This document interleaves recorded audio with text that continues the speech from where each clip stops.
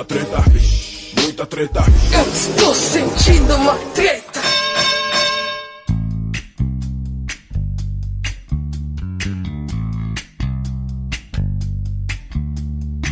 Salve, salve, moçada! Salve, salve, rapaziada! Meus queridos ouvintes do Treta Talks, o podcast do treta.com.br, o seu podcast sobre as tretas do mundo moderno.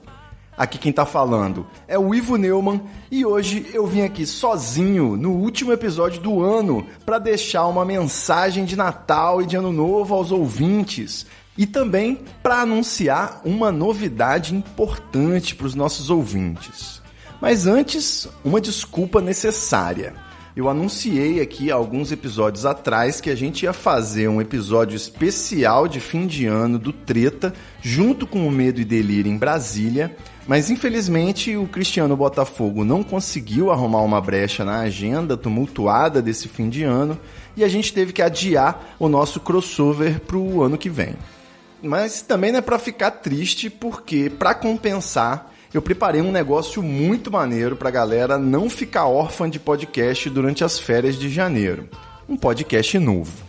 É isso mesmo que você ouviu, o Treta acaba de lançar seu primeiro spin-off oficial, o podcast Mensagem Cifrada. O Mensagem Cifrada é um podcast de análise musical livre, debruçado sobre o rico acervo da música brasileira, ouvindo nas entrelinhas. Em cada episódio do podcast novo, que tem uma média aí de 15 minutos de duração e um formato de audiodoc, audiodocumentário com narração e inserts, eu faço uma apresentação de um artista brasileiro e uma análise profunda de uma das suas músicas. No melhor estilo treta, é claro. O Mensagem Cifrada já está disponível na Apple, no Google Podcasts, no Spotify, no Deezer, no YouTube e todas as outras plataformas. É só procurar Mensagem Cifrada no seu aplicativo de podcasts para receber os nossos novos episódios toda terça-feira. A gente botou aí na terça, que é para começar bem a semana. Nós também estamos nas redes sociais, @Mensagem Cifrada no Twitter e @mensagem.cifrada no Instagram. Porque quando o nome é bom, nunca tem username vago para ficar tudo igualzinho nas redes. Na dúvida, é só procurar Mensagem Cifrada que a gente vai estar lá. Twitter, Instagram, Facebook, TikTok, procura a gente lá. Então é isso. Treta Talks entra em breve recesso, mas enquanto isso, o Mensagem Cifrada vai lançar episódios inéditos toda terça-feira. Fica ligadinho. Para quem assina o Treta no PicPay, no Apoia-se ou qualquer outro meio, eu peço que considere manter o seu apoio durante as férias, para dar uma força para a gente fazer o podcast novo embalar e também para a gente voltar com tudo no Treta Talks depois das férias. E agora, como um bom traficante de porta de escola, eu vou deixar você, ouvinte, com um gostinho de quero mais. Você vai ouvir na íntegra um episódio completo do Mensagem Cifrada e se você curtir, depois entra lá no podcast novo para ouvir os outros episódios que já estão no ar. Beleza? Valeu, galera. Um Natal maravilhoso para você, para toda a sua família. Que 2021 venha trazendo um pouco de esperança, no meio desse caos. Porque se a gente sobreviveu até aqui e com certeza vai renovar as nossas forças para continuar nessa batalha. Vamos que vamos, até o ano que vem. Quer dizer, até terça-feira que vem no Mensagem Cifrada. Escuta o podcast novo aí. Valeu, é nóis. Vamos nos permitir.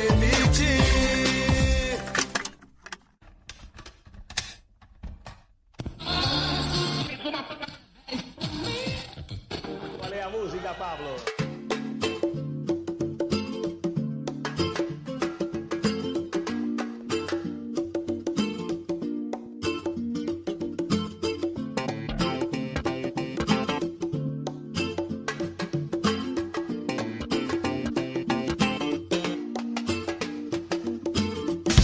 Salve, salve, meus queridos ouvintes do Mensagem Cifrada, o seu podcast de análise musical livre, debruçado sobre o rico acervo da música brasileira, ouvindo nas entrelinhas. Aqui quem tá falando é o Ivo Neumann e esse é o segundo episódio do nosso novíssimo programa, que vai trazer para o seu ouvidinho uma nova perspectiva sobre alguns dos maiores nomes e sobrenomes da música popular brasileira. Já segue a gente lá no Twitter, @mensagencifrada, no Instagram, @mensagem.cifrada e no Facebook, @cifradamensagem. O duro de achar um bom nome para o seu podcast novo é depois ter que fazer esse malabarismo aí na hora de criar os nomes de usuários nas redes sociais. Mas enfim, voltando. No episódio de hoje do Mensagem Cifrada, Djavan Caetano Viana. Não existe amor sem medo, boa noite. Depois do nosso episódio piloto sobre a mensagem cifrada na obra da Marisa Monte, eu recebi algumas críticas dizendo que eu tenho a mente poluída, que eu vejo droga onde não tem, que tudo eu acho que é sobre droga. Então já vou adiantar que as músicas do Djavan não tem nada a ver com droga, né? Apesar daquele verso eterno, açaí, guardiã, zum de besouro, um imã, tem um quê meio psicodélico, né? Mas, aliás, até o próprio nome do Djavan, né? Ele tem uma origem meio Djavante, eu ia falar. Tem uma origem meio viajante, que é a mãe dele sonhou com um navio, né? Que o nome do navio era Djavan. Ou seja, não era sequer uma palavra e ela achou de bom tom dar o nome de um navio para o filho, né? Ela não sabia que ele se tornaria tão popular. Ou sabia, né? Esse material aqui, ele também não é muito inédito, né? Falar de Djavan não é exatamente uma novidade. A gente tá meio que voltando para os anos 90, anos 2000. Lá em idos quando o blog começou, tinha um autor aí, um outro blogueiro chamado Walter Carrilho, que ele lançou 2 textos aí que eu republiquei no Treta, inclusive, estão no ar até hoje, se você procurar, que é o homem que falava Djavanês e o código de Djavan, que é o nome desse episódio extra aqui mesmo, né? Eu estou parafraseando aqui, citando meu querido Walter Carrilho, um escritor maldito aí, também interrompeu a carreira dele porque ele precisava provavelmente sustentar uma família, não é igual eu, né? Tô aqui ainda. Mas o Walter, ele falou algumas coisas e eu gostaria de trazer essas considerações para você, que depois de ouvir o significado secreto das músicas da Marisa Monte, ficou curioso, né, com esses bastidores da MPB aí. E como eu mencionei, né, o Djavan, ele é autor de versos muito misteriosos, né? Ele é o responsável pelo Zum de Besouro, que é um clássico da literatura brasileira, né? Existem muitas dissertações de mestrado aí, o povo da literatura, das artes, eles ficam nessa discussão, né? O que seria o Zum de Besouro, como que se interpreta isso, essa metáfora, e eu não vou entrar muito nesse mérito, porque eu acho que a gente tem mais coisas para apreciar aqui do Djavan, não é apenas o açaí, né? Então, por exemplo, na sua canção mais recente, né, um pouco mais recente, chamada Imposto, de 2007, ele mostrou também um lado indignado, né, um lado político, com uma crítica à carga tributária, que o verso era o seguinte: IPVA, IPTU, CPMF forever. É tanto imposto que eu já nem sei. IPVA, IPTU, CPMF forever. É tanto imposto que eu já nem sei. ISS, ICMS, PIS e COFINS pra nada.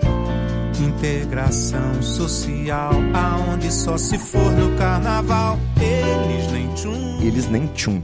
Você vê, né? Djavan já estava prevendo Paulo Guedes aí, né? Desde 2007, com a volta da CPMF. E nessa época o pessoal ficou bem... Foi uma época, assim, que eu confesso que era meio moda, né? Criticar a carga tributária. O Gabriel Pensador lançou uma música política de protesto que basicamente era sobre imposto é roubo, né?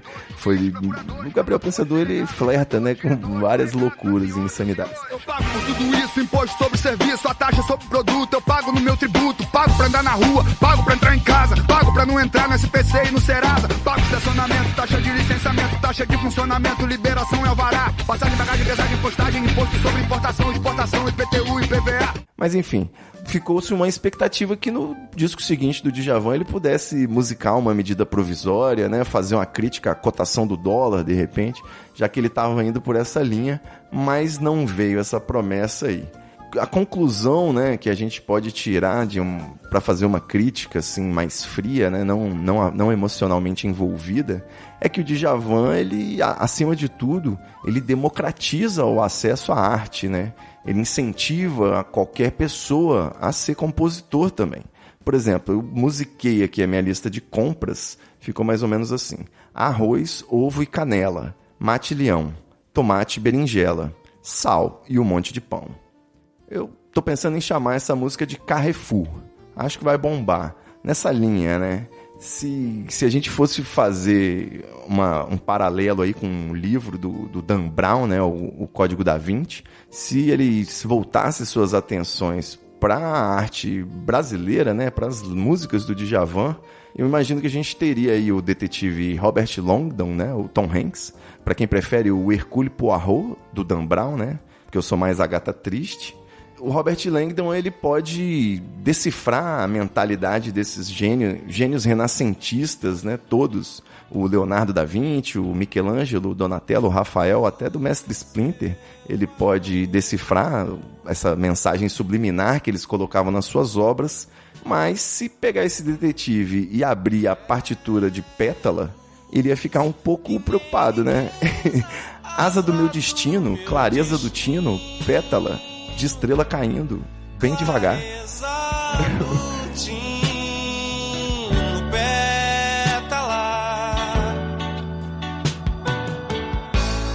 De estrela caindo, bem devagar. Eu acho que ele ia ficar suando frio, não ia saber exatamente por onde começar a fazer esse criptograma aí, né? Se a gente ainda tivesse nessa trama aí, com o detetive investigando esses poetas modernos, poderia haver uma grande sociedade secreta, né, chamada Odara Odessi, que seria liderada, obviamente, por Caetano Veloso e formada aí suas fileiras por artistas como o Lenine, o Max de Castro, o Otto, né? Que são pessoas que têm o costume de assassinar músicas indefesas com aliterações e metáforas metida besta, né? Com o objetivo de espalhar o caos e letras sem sentido. Não sei se é esse o objetivo, eu tô imaginando. A sociedade secreta, né, ela teria se inspirado no grande Djavan, que eu acho que é o maior expoente de todos, para criar esse gênero musical em que a pretensão e o uso aleatório de palavras supostamente exóticas tem mais valor do que a poesia honesta. Então você cria um novo nível, né? Um novo patamar de sofisticação literária. Só que para decifrar esse mistério não ia ser moleza pro Tom Hanks, não.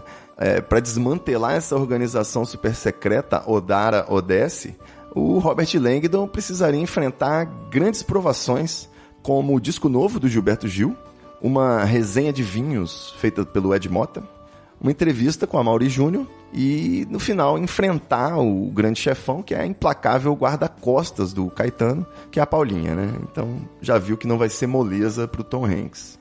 De toda forma, isso é uma análise, acho que nem cabe mais nos dias de hoje, né? Falar esse tipo de coisa do Djavan é uma especulação aí de décadas passadas, né?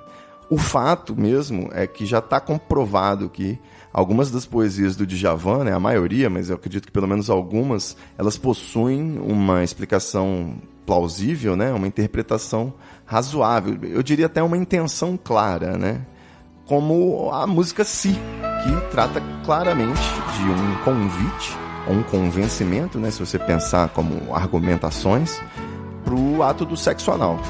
Então, a gente vai analisar aqui agora a letra de Si, que é aquilo, né? Você disse que não sabe se não, mas também não tem certeza que sim. Quer saber? Quando é assim, deixa vir do coração. Você sabe que eu só penso em você. Você diz que vive pensando em mim. Pode ser, se é assim, você tem que largar a mão do não. Soltar essa louca, arder de paixão. Não há como doer para decidir. Só dizer sim ou não. Mas você adora um si. É isso, né, gente? Eu acho que, como eu recitei aí a música, ao invés de você seguir naquele ritmo automático do karaokê, apesar da trilha sonora que talvez te induza a fazer isso, mas acho que deu para você fazer uma leitura diferente, né? Agora com os olhos bem abertos sobre essa poesia do jovem navio, né? O Djavan. E ele não tem muito o que dizer, que ela é quase literal, né? Vamos ou não rola ou não rola, né? É igual uma vez que eu fui aprender como é que se fazia abordagens, né? As mulheres, quando eu cheguei na adolescência, e o meu professor ensinou, né? Ele chegou pra gatinha e falou: e aí, gata, já é ou já era? E ela falou: já é. Então eu achei que realmente tudo isso está envolvido aí na letra de Si. E aí vem o refrão, né? Eu levo a sério, mas você disfarça. Um dos dois, né? Tem esse tema realmente, tem como objetivo aí, né? Você me diz a beça e eu nessa de horror, e me remete ao frio que vem lá do sul, insiste em 0-0 e eu quero 1-1.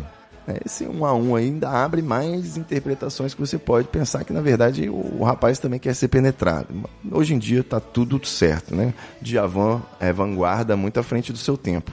Sei lá o que te dá, não quer meu calor. São Jorge, por favor, me empresta o dragão.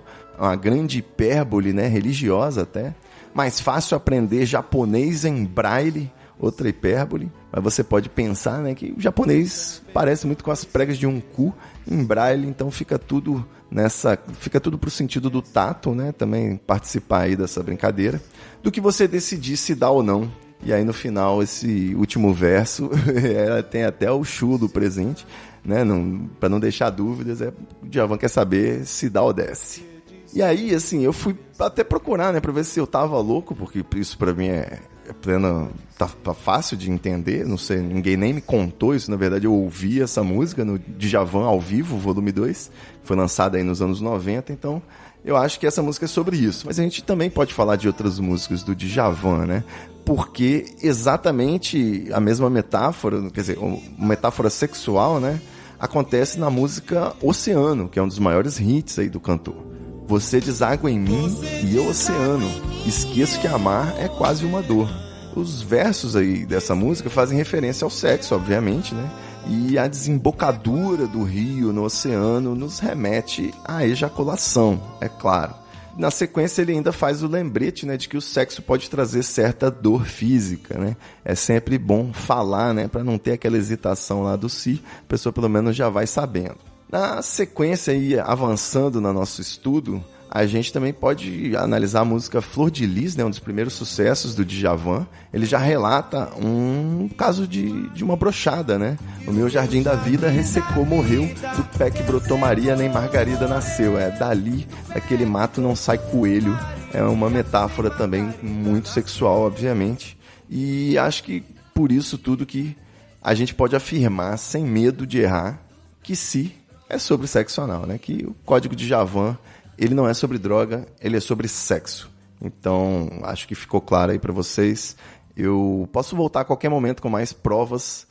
Eu gosto muito disso também, porque as letras, elas produzem dúvidas, às vezes, um entendimento imediato, uma coisa que você não entende agora, mas como a música continua aí, vigindo, ele vai entender 5 anos depois. Isso eu acho bacana. Talvez por estar numa fase mais adolescente, aquele negócio dos hormônios. O negócio dos hormônios é bom. Você imagina, né? Pô, se dá, né? Você não joga com a parte romântica, né? Você acaba jogando com uma parte um pouco mais sexual da coisa. Agora, qual é a conotação dessa? É exatamente isso, que eu acho que agora ele já sabe. Ele está com 20 anos, ele descobriu, né? Porque dada a indecisão dela, eu falo, é mais fácil aprender japonês em braille. Você já imaginou? Você aprender japonês em braille do que você decidir se dá ou não, né? Ele já sabe o que quer dizer. Com 20 anos, se ele não souber, é querido. Então, peraí. Mas era isso que eu queria argumentar aqui no nosso episódio extra. Assim, e favor não confundir, como eu fiz no episódio passado, né? Eu chamei a música Si de melô do sexo anal, que não é, né? Melô é uma palavra muito forte. E o melô do sexo anal é esse aí que você tá ouvindo.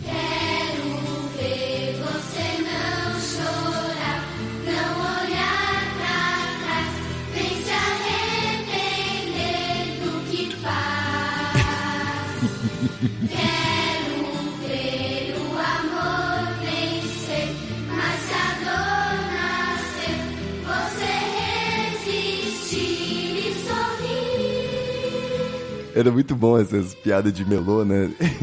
Eu gostava muito do melô do absorvente, do Caetano Veloso. Debaixo dos caracóis dos seus cabelos, uma história pra contar de um mundo tão distante. Tinha, seguindo essa linha machista, misógina aí, né? Tinha o melô da menstruação atrasada também. E eu não sei se eu posso falar essas coisas. Bom, como aqui é um ambiente seguro, né? Tem nós estamos entre nós aqui. Tem o Melô do Epilético. Saudades Araqueira. As pernas desobedecem e conscientemente a gente dança. E esse é pior, né? Não vou falar não.